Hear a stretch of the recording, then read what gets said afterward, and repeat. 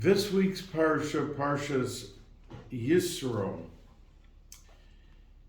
The Alshich HaKadosh asks a famous question because others mentioned the same question, and that is that the opening pasuk of this week's Sedra says that Yisro, Vayishma Yisro, Kohen Midyan, Chosein Moshe, Eis Kol Asher Asa Elokim LeMoshe LeYisrael Amo Ki Hotzi Hashem Es Yisrael MiMitzrayim. So the Alshich HaKadosh asks a question: why in the world would we mention that he was a Kohen Midyan? The fact is that Yisro tried every religion in the world, and not only tried, but excelled. He became a priest in that given religion. And at the end, he saw it was false, he gave it up, and he went to the next religion. And every religion that he left over put him in chayrim, excommunicated him, to a point that he couldn't go out of his house. And that's why his daughters were doing the shepherding of the sheep, because he wasn't allowed to go out. Asks the Alshich HaKadosh that why would the pasuk mention that? And I once heard Rabbi Friend say, he was speaking at one of the public, I think, events for Shuvu, and when he quoted this, he said, it's like if you meet somebody and you want to introduce the person you're talking to the person you're meeting now, and you say to him, oh, this man is a good friend and he lives around the block from me, and he was once a Baal Tshuva that was a Machal Shabbos and ate treif, and no one would introduce someone like that and go back to his negative background. So why does the pasuk talk about that he was a Kohen Midyan while he was a idol worshiper of different religions? And he answers and says that most people, when you say to them, you know, I have a suggestion for you if you're willing to listen, that I think it could improve you and it could be of help to you in the future. So almost 100 out of 100 would say, oh, I'm happy to hear your suggestion. But 99% of that 100, it would come into one ear and go out the other. You wouldn't see any transformation of the person. But our parsha begins with the word Vayishma, and he heard. Because the pasuk would have made perfect sense without the word Vayishma. It could have just said that Yisro, the father-in-law of Moshe Rabbeinu, was coming to visit him. Why did it have to say Vayishma? So the pasuk wants to underscore the fact that he heard what was happening with Klal Yisrael, and he internalized it to a point that he wanted to be part and parcel of just that. The rest of the nations didn't come running, but the difference between someone who uses the faculty of hearing and uses it at its best and at the level of its effectiveness, internalizes what he hears. We're listening to drushes all the time. We're listening to advice. We're listening to the different things people say about health, about that. Hardly anyone, even if they, for a while, try to emulate or to put into action what they hear, doesn't happen. It doesn't remain. It doesn't stay.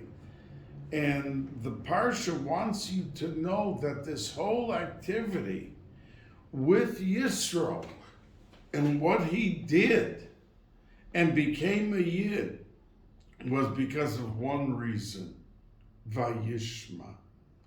He heard with an intensity that he was able to enjoy and reap the benefits of becoming a Yid. Now, Meforshim asked,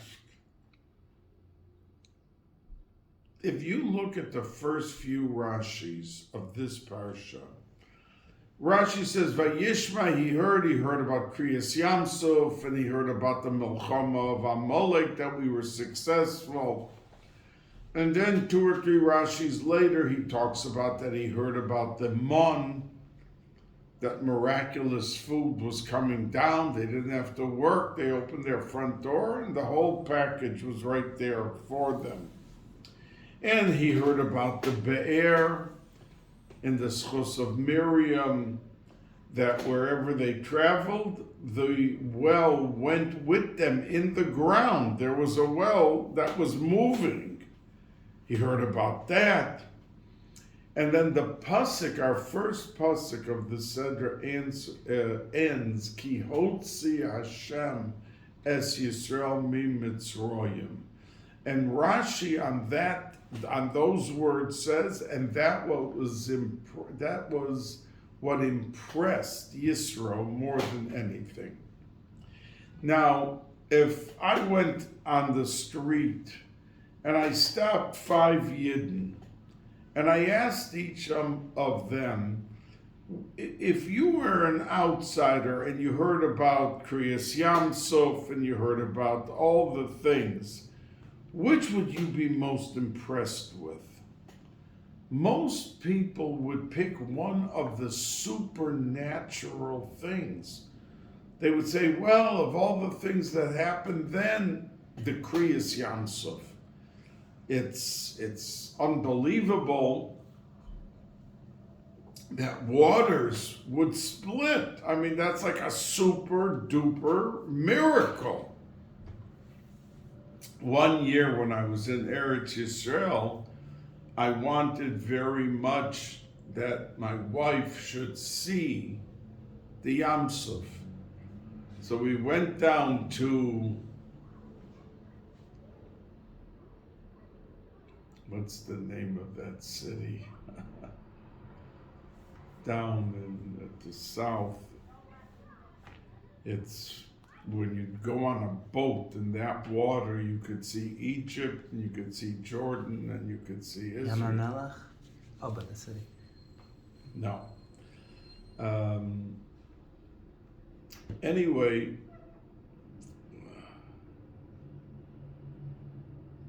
Eilat, thank you. We went to Eilat, and I wanted her to see, and I rented a boat, and we went out for an hour's ride in those waters. And according to the man that took us on the boat, they found even some of the chariots of Mitzrayim, some way down. They went down like 100 feet in the not in the water, in the mud at the bottom, 100 more feet, and they found, I don't know if it's true or not, but that's the place that there was Kriyas Yamsuf. So why was Yisro most impressed?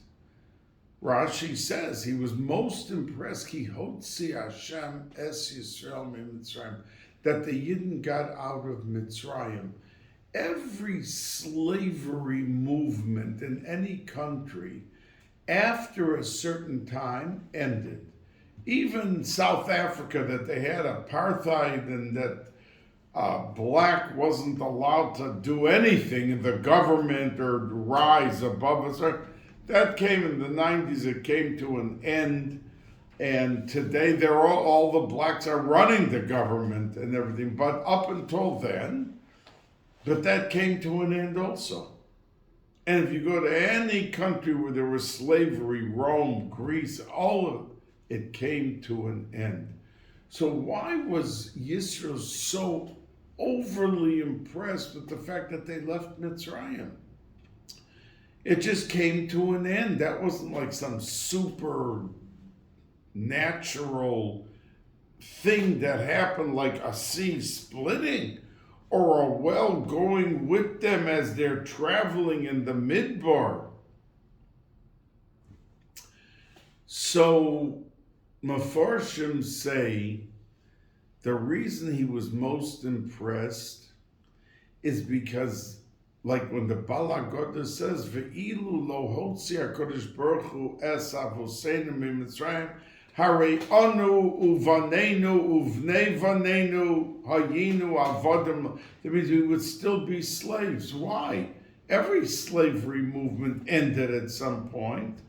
But the answer is because Paro held them captive in Mitzrayim, not because he had fences or towers or attack dogs at the border of Mitzrayim.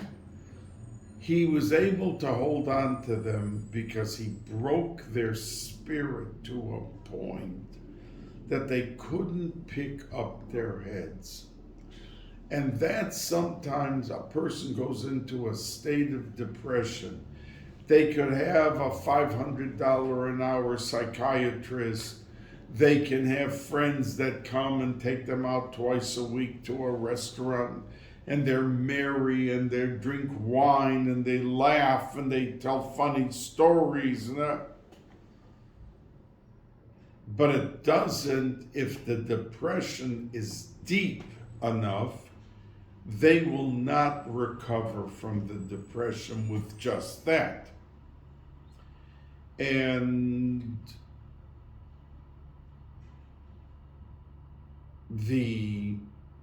that was like a gewaltige power of tzaddikim, that they were able to have someone sit in front of them who was in a state of depression and go into their ruchnius and be able to fetch them out of the mud, so to speak.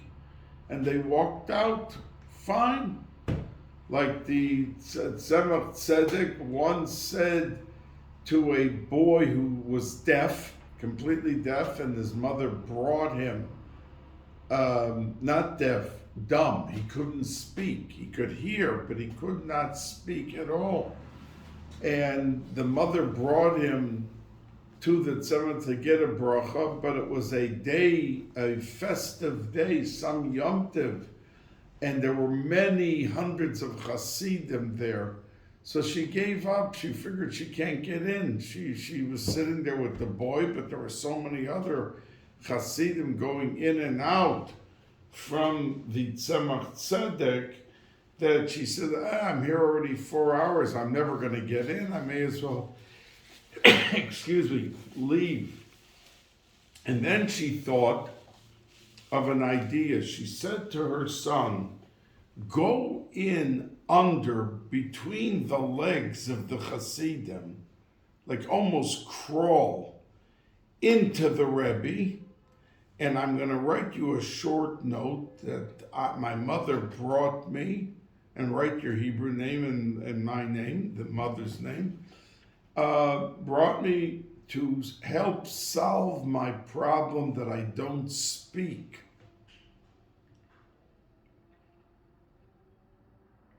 And the boy took the note and crawled in.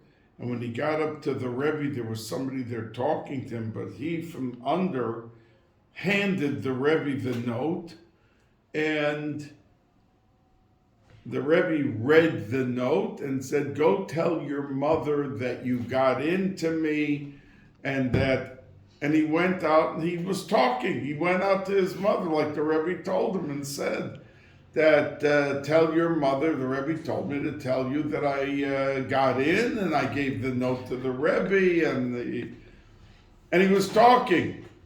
Because that with real Rebbeim, with real Rebbes, they can change the teva of what's going on. So this person who's very depressed, if the depression is so deep, they didn't need fences to hold because it says in Chazal, in the Medrash, never ever was there one Jew who escaped from Mitzrayim.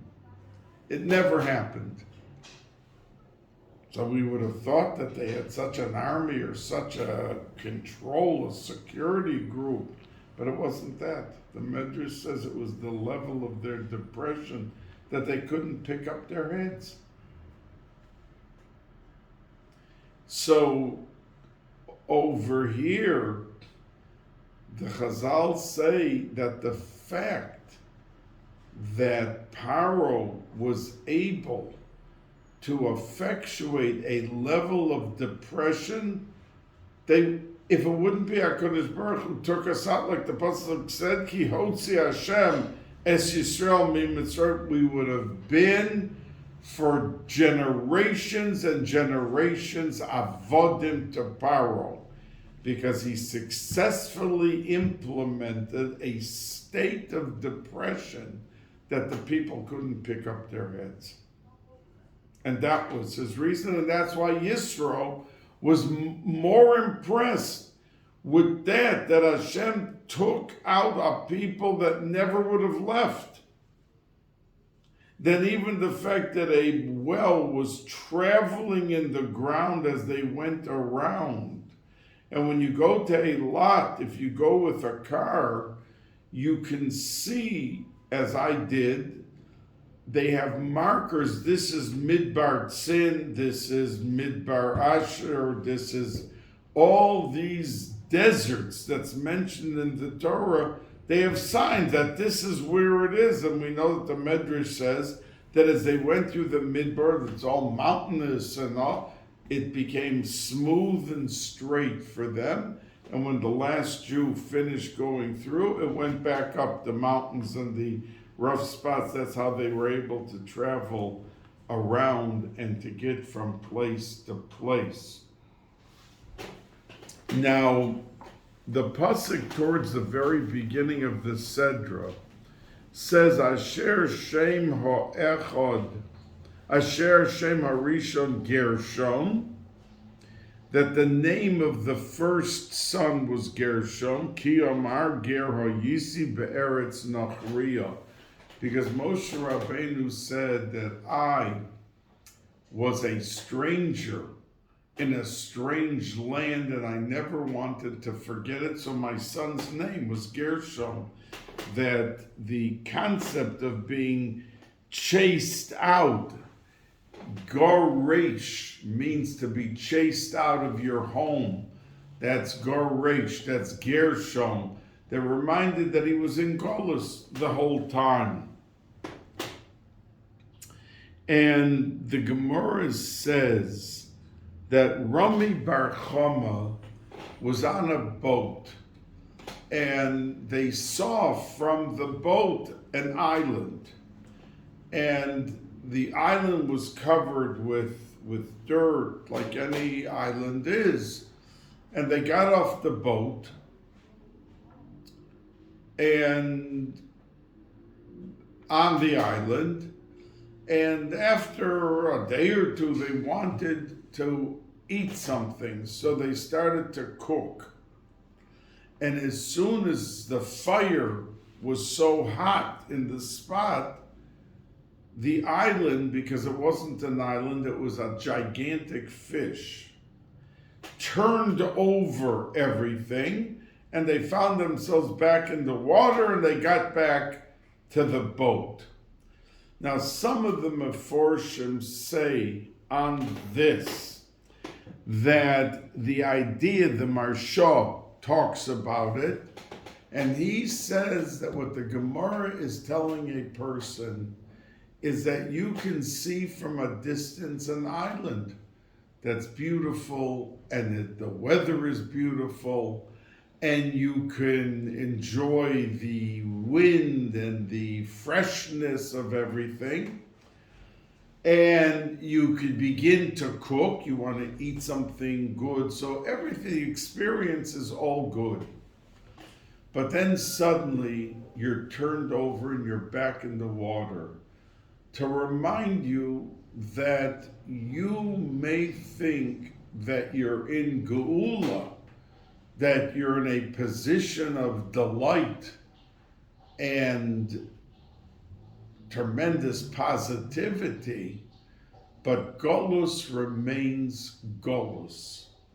And that's why suddenly the fish turned over and they were back in the water, they were back into Golus. And reminding them that even while they were on the fish that they thought was an island is Golus. And no matter how much you were enjoying yourself, an abrupt ending came. So the Maharsha says that this is the turbulence in the middle of the troubled water abruptly reminds you that you are in the middle of the water of Golus.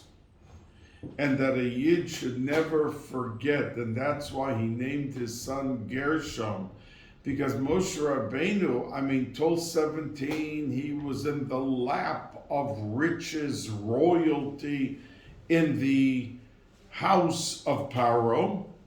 He went off as a fugitive because Dasan snitched on him to Paro, and he had to run away to save his life. The pasuk says, "Vayivakesh Paro laharog es Moshe." He wanted to kill him.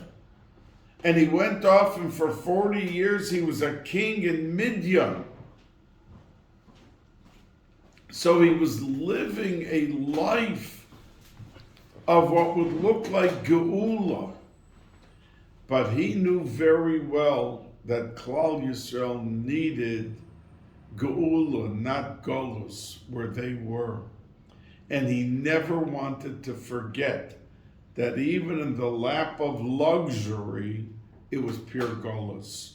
And that's why he called his son Gershom, that he would never, ever forget for a moment the position he was in. Now the pasuk says in our Seder this week, Vayehi mimocharos, Vayeshev Moshe lishpot es ha'am, that Moshe Rabbeinu, the Meforshim ask, what's this Vayehi mimocharos? It was the next day. What day? So Rashi points out that it was the day after Yom Kippur. Moshe Rabbeinu, according to one opinion, went up twice, 40 days, and according to another opinion, he went up 3 times, 40 days. But everyone admits that whether it was 340 days or it was 240 days, the last day of this beseeching HaKadosh Baruch Hu to forgive Klal Yisrael for the Chet HaEgel was B'Yom HaKippurim, and then he came back down to the people. And the very next day, there were hundreds waiting to have clarified questions of Dinei Torah and halachas that they didn't know clearly what the answer was. And it says, Vayeshev Vayimi Machros, it was the day after Yom Kippur that he came down.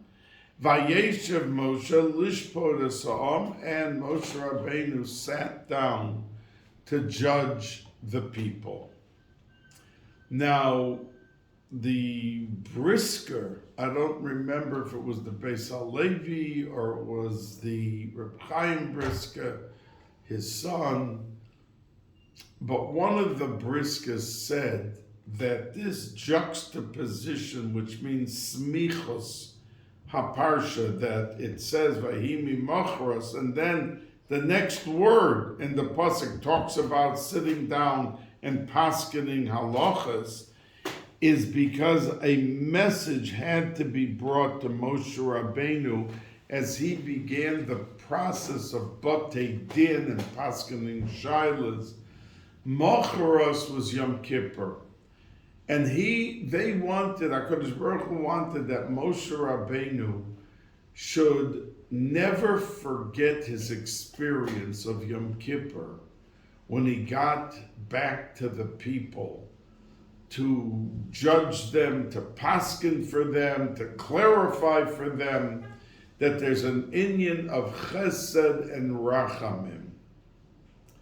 Chesed and rachamim.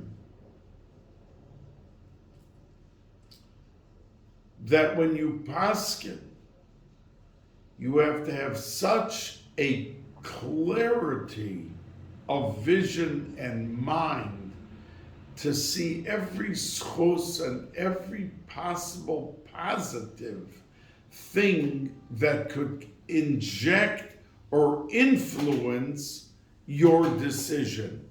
That you can't say, look, this is the halacha and you did the opposite, goodbye.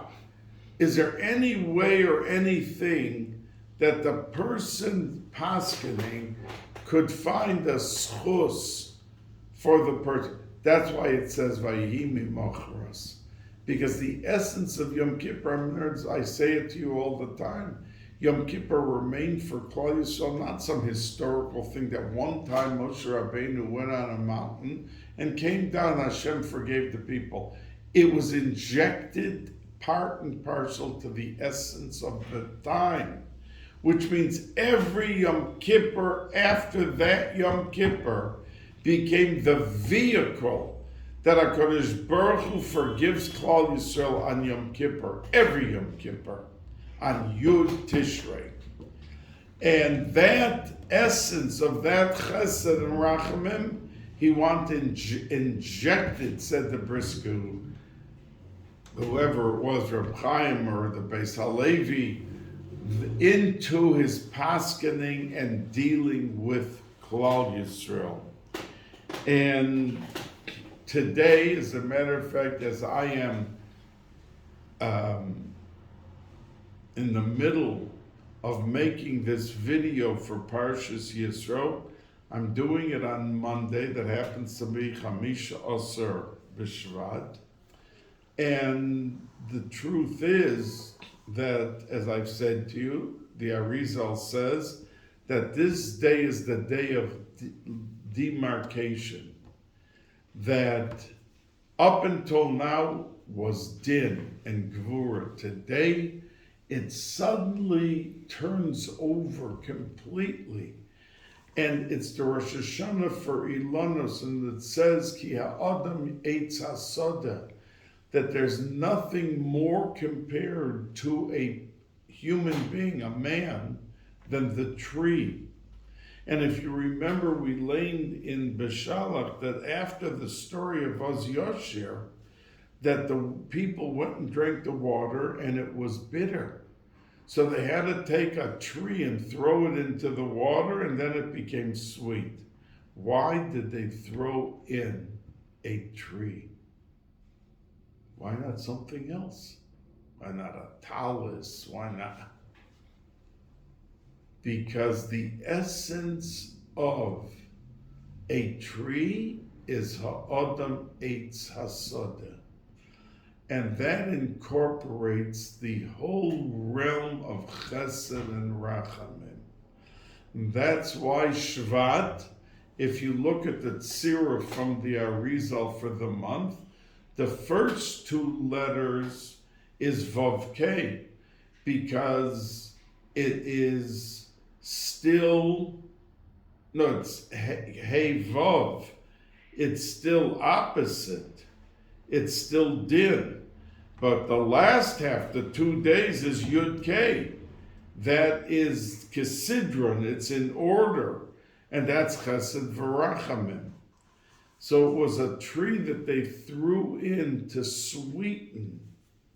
Because after the Oz Yoshir of Klal Yisrael exalting and HaKadosh Baruch Hu raising them to such a level that even the Shifcha saw more than Yechezkel ben Buzia saw B'mar and Nevuah. The maidservant was Masig and saw the greatest heights in heaven. And we know that Yechezkel saw the Maisa Merkava, the first parak of Yechezkel, and that was the biggest vision. That was such a great thing. Yet the Shifcha saw more than he did. Al Hayam. But right after, there was bitterness in the water. So we can sometimes be at the height of heights, but in Olam Hazeh, the next day can bring bitterness. And we have to know that it's the Eitz HaSoda, which is the man, has the power to be able to sweeten any situation of bitterness. And that's why they threw in the tree and not something else. They could have taken 100 other things to throw in. But they were told, throw in the tree, because that's the essence of removing bitterness. The Eitz HaSoda, the man. When Yidden were in trouble and they came into shul and cried their hearts out and they said Tillim and they davened, that was Mahapach the Din to Chesed and Rachamim.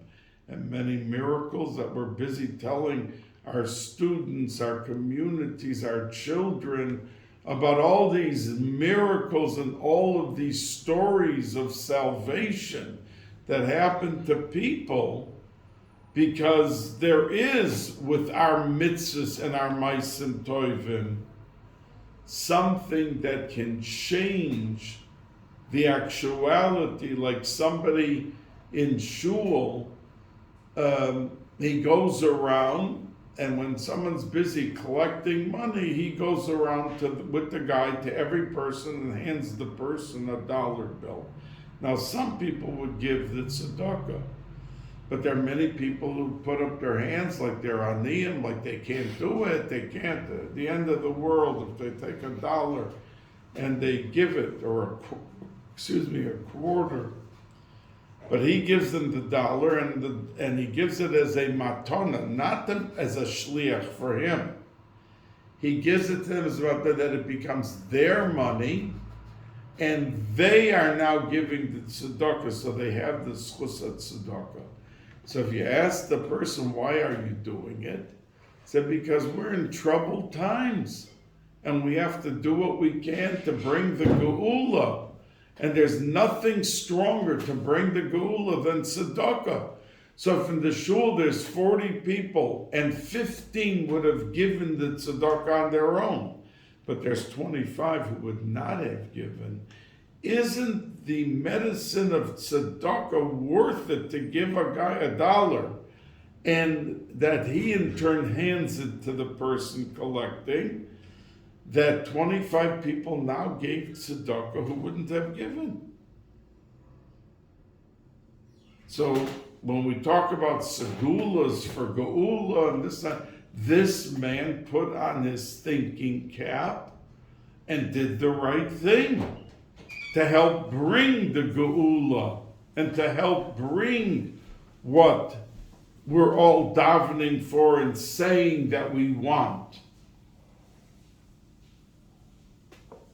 Now,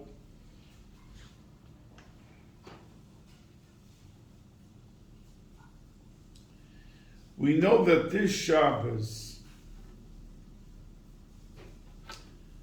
we lean in this parsha, the Aseres HaDibros.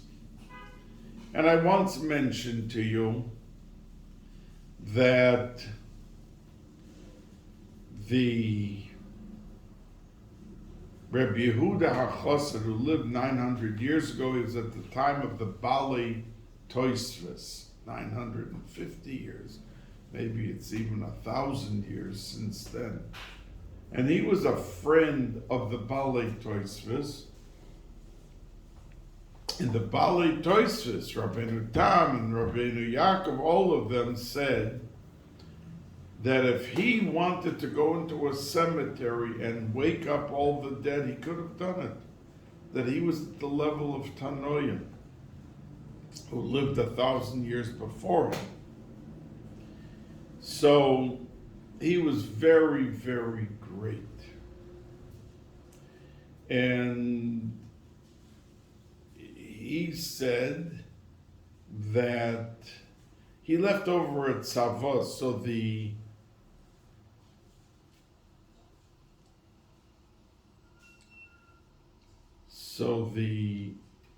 who was the tzaddik that I just mentioned?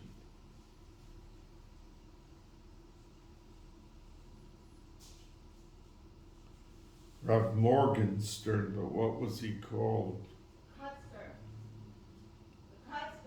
The Kotzker. Sorry. That shows how tired I am today. The Kotzker said that he wished that Rabbi Yehuda Chassid would have put the Aseres Hadibris into his tzava, because he left over a last will and testament at tzava, and people to this day are so afraid of his tzava that he wished, the Kotzker wished that he put in the Aseres Hadibris into his tzava, because people were more afraid of his tzava than they were of the Parshas Yisro, Anochi Hashem Elokecha. So, and you see today that he says you don't, two brothers don't marry two sisters, and he even says about Shvat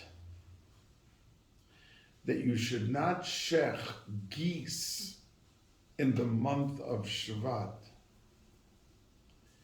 And the Mekubalim said, because he had a sefer that explained, it was like 3,000 pages, L53 of his tzava, his takonas. We don't have that sefer today, but Mekubalim said that there is an hour in Shvat that if a man shechts a goose 1 hour in the month, that if he shechts a goose in that hour, that the geese lamala can go kill him, that he could be killed. Whether they do something or he's in a car accident, I can't explain that. But the statement very clearly, they say, that in that hour, so a person doesn't know which hour, so he should refrain from shechting geese, because it could be an unbelievable sakona for him, so said Rabbi Yehuda HaChassid. Anyway, coming back to the Aseres Hadibris, that basically it's 2 times in the Torah. It's in Parshas Yisro, and it's in Parshas Va'eschanan in Devarim. And it's pretty much the same thing, but there are a couple exceptions, and one of them is that by Shabbos, in one place it says Zochar es Yom HaShabbos, and one place it says Shamar es Yom HaShabbos. Now, Zochar means to remember. How do we remember Shabbos? So the Torah says, the Gemara says, Zochreu al Hayayim. That means we have to make a proclamation that Shabbos is holy. So a man who davens myriad Friday night and says in Shemona Esrei, Mekadesh HaShabbos, he is into the realm of proclamation. And that's why it says that he should be sure when he comes home that he says Good Shabbos to his wife, and that she answer Good Shabbos. Why? Because if in Shemona Esrei he said Zachar es Yom HaShabbos, he said Mekadesh HaShabbos, he was Yotzei with the needing to proclaim Shabbos is holy. But when he goes to make Kiddush, it's already a secondary proclamation. And if his wife didn't daven myriad, she never said Mekadesh Shabbos. So how could he now, as a secondary proclamation, be moitzi his wife, who still needs the first level proclamation? But many hold that if you just say Mekadesh HaShabbos, you say good Shabbos, that in and of itself is enough to bring her now to the second level by Kiddush, like the husband is. Shamar means to keep the halachas. Now it says that it was Nemra b'dibur echad. Zachar v'shamar, shamar v'zachar b'dibur echad. We say it in L'chad Dodi every Friday night. It was said in one at the same time, which only HaKadosh Baruch Hu could do, because we can't say two words at one time. But it wasn't the only thing that was said b'dibur echad. We know, for instance, that when HaKadosh Baruch Hu talked about in the Torah shatnez, that we're not allowed to put linen and wool together, that at the same time he said the parsha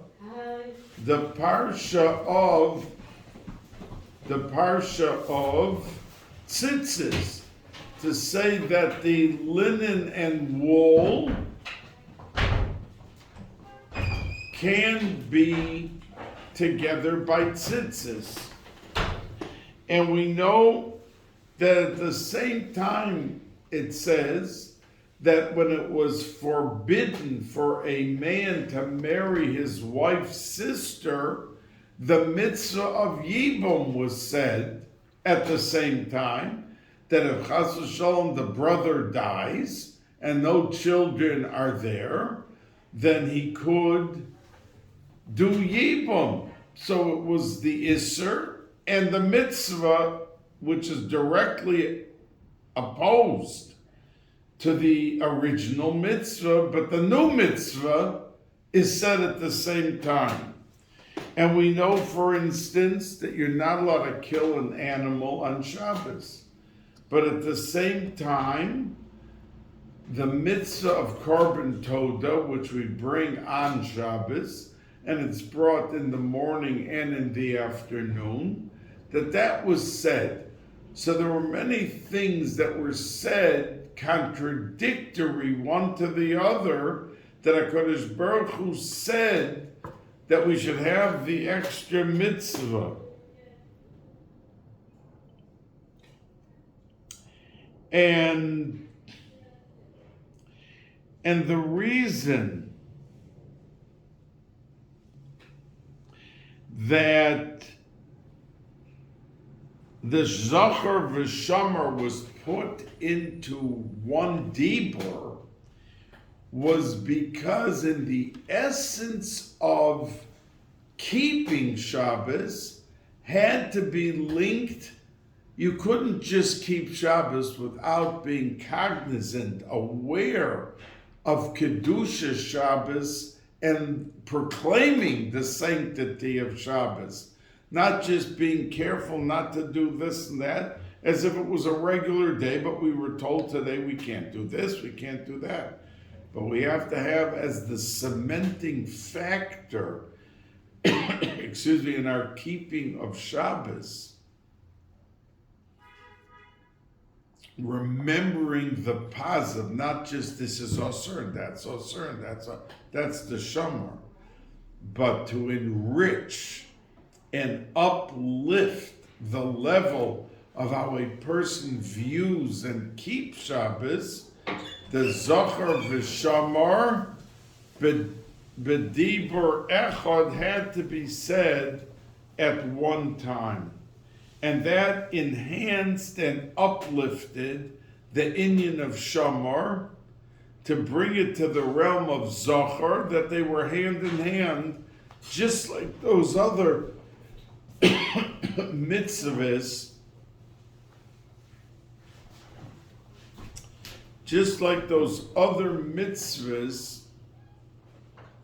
that had to say the Isser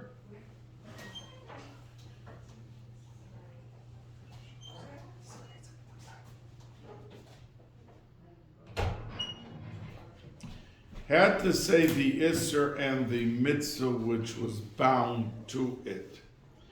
And we, through Kedusha Shabbos, there were many gezeres that happened throughout centuries that the tzaddikim said,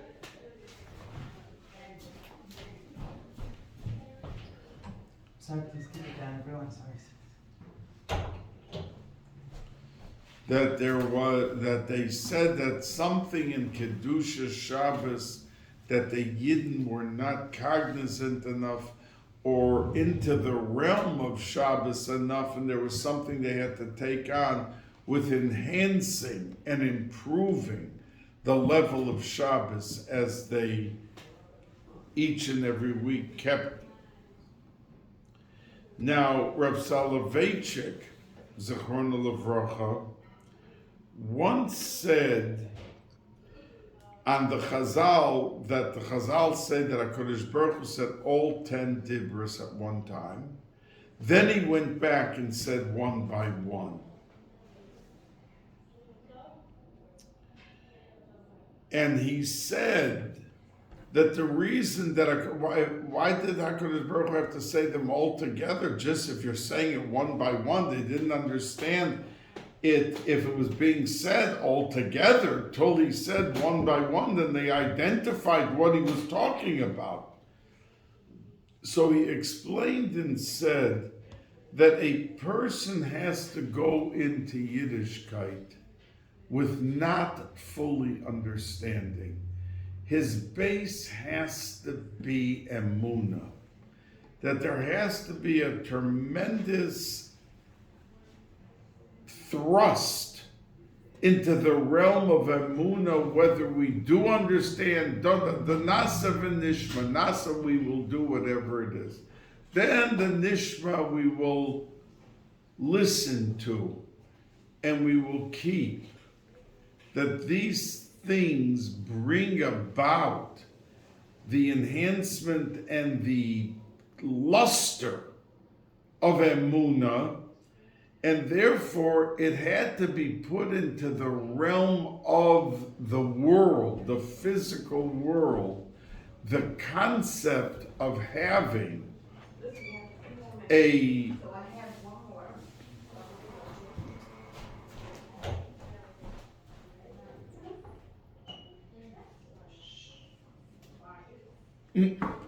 tell her. Please, don't keep it down.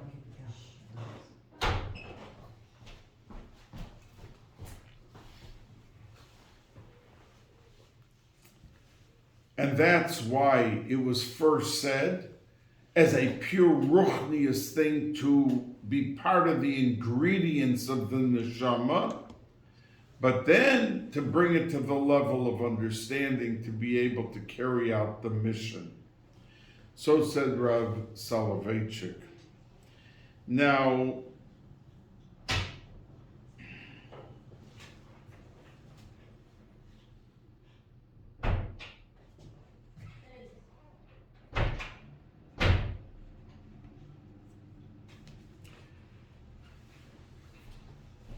the pasuk says, "Lo sisa es shem Hashem Elokecha lashov." Now, what that simply means, you shouldn't falsely or for nothing. But the real pshat means that you're not allowed to swear that this cup is a cup. In other words, the fact is that it's a cup, and we don't need you to swear to the veracity or to the truthfulness that this is a cup.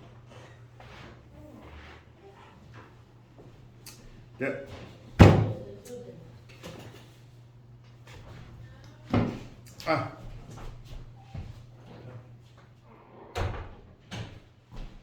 Sorry, I'm being interrupted constantly over here. So it's really referring to something that is true, but for nothing, for no reason. You're just swearing.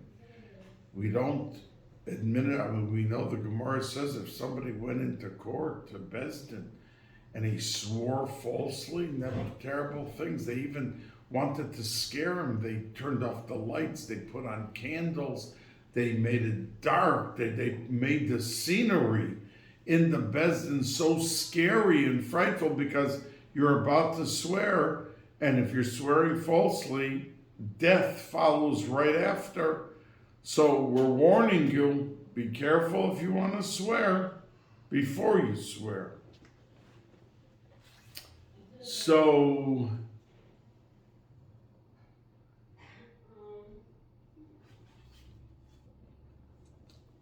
why would that be one of the most outstanding items? I mean, the Aseret HaDibros has like even the Lahavdil by the reform of the 10 Commandments. It's such a, to put in Lo Sisa as Hashem Elokecha L'Hashav. Don't swear for nothing.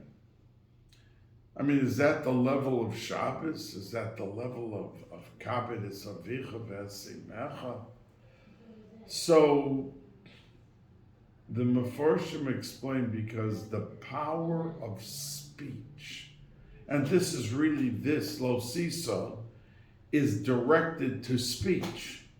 Don't swear for nothing, because there's nothing that could raise a person higher than his speech, and there's nothing that could drag a person deeper and lower into the mud than what he says. Like the wife of Reb Nachman Horodenka, who her husband told her that he ran away and didn't want to be married because he saw with his Ruach HaKodesh under the chuppah that she would be expecting, and she would die by childbirth. So she said, for me, it's worth it to live with such a tzaddik and to have a child, a boy. I'm willing to, knowing that I'm going to die. But before the birth, she started davening, let me live just to the bris. Now, and at the bris, she died. And her husband said that never, when she was makabel to be my wife, they tore up the gezerah in heaven that she didn't have to die. But she started davening, please let me live just to the bris, and she did it. She brought on herself. As a matter of fact, they had a son. That baby that was born was named Simcha, and Adel took him into her house to bring him up because now there was no mother. And she brought him up, and he ended up, this Simcha, marrying the daughter of Adel, whose name was Fega, and they had a son, Nachman, who was Reb Nachman Breslover. But the power of speech is equal to the Shmira Shabbos, because in that speech, a person could elevate himself to greatest heights through Tillim, through davening, through Barkoshas, through things that he says, through making people happy, uplifting their spirit. You have the greatest power with power of speech. But on the other hand, a person could say, "Oi, I have so much sorrows, I wish HaKadosh Baruch Hu would just take my neshama. Who needs all this sorrow?" And many people say it, and many people, they don't realize that they are mekatzer. They shorten their lifespan and their life by things that they said. So it could be the most powerful thing for good, and it could be the most powerful thing for negative. Now I want to conclude with one word from the Gemara. It says, Kabedes avicha ve'esimecha, Lama'an yarichun yamecha, that if you have kibbud av, you end up having a longer life. The Gemara says it really means longer life in Shamayim, in Gan Eden. But there were others that say that no, it means you're going to live longer right here. That even if you were given 80 years to live, and that's your life, that through your kibbud av v'aim, you can lengthen the days that you are here in this world. Now, the Gemara says that there was a guy named Dama ben Nesina, and the Chachamim in the Bais Hamikdash needed something for a stone that he had. They needed it for either the ephod, the yoshvei, and it was a very, very valuable stone. And somehow they suddenly realized that they needed quickly this stone. So they came to him and he said, I would love to sell it because I know that it's a tremendous amount of money. But my father is sleeping and the stone is under his pillow. And he gave up the opportunity. He said, my father's sleeping. I don't care how much money it is. I am not waking up my father. So the Gemara says that later on, they needed the parah aduma, and that he had a parah aduma in his flock, and he ended up making 10 times. I mean, the Gemara doesn't say 10 times, but the way it's described, it's like if he would have gotten $1 million for the first stone, he got 10 million for the parah aduma. And of course, the lesson is that when you do the right thing, HaKadosh Baruch Hu takes care of you. But the Gemara says, V'lo tsi'aro, that he didn't have any regret. It didn't bother him. And that is the reason, say the Chazal, that he was zoicha to the parah aduma. Because most people, or many people, when they do something good, and they did the right thing, they lost an opportunity. Because of a good reason. The father was sleeping and the stone was under his pillow. But later on, they start to think, my father could have gone back to sleep. He could have been, he could have enjoyed the tremendous money that we were. It creeps in the reasoning, the logic, to have regretted what was done. But because the Gemara says, the Meforshim say, it says, V'lo tsi'aro, he never had a machshava of regret. That he was proud and happy that for his father's honor and sleep, he gave up all of that money. And it never creeped into his mind. So then he was zoicha to a parah aduma and got 10 times as much money. So when we deal with parents, we sometimes can be frustrated. Parents become elderly and they have needs that we're not always so comfortable with and caring for them. But we have to condition ourselves to be very thrilled that we have the opportunity of the kibbud av v'aim, and that we are able to take that opportunity and elevate it to the point that we're never disappointed and we're never regretful.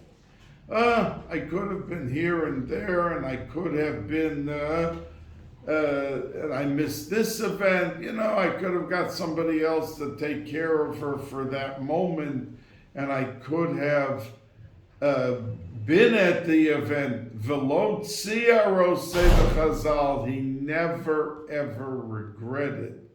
So he, as a goy, lahavdil, was given from heaven something to make him not just wealthy, but fabulously wealthy. And we should, with our emunah, believe that all good things we do, no matter what we give up or whatever opportunity we think we lost because of the mitzvah, never to take away from the luster of the mitzvah by having any sprinkling of regret associated with it. Have a wonderful, wonderful week.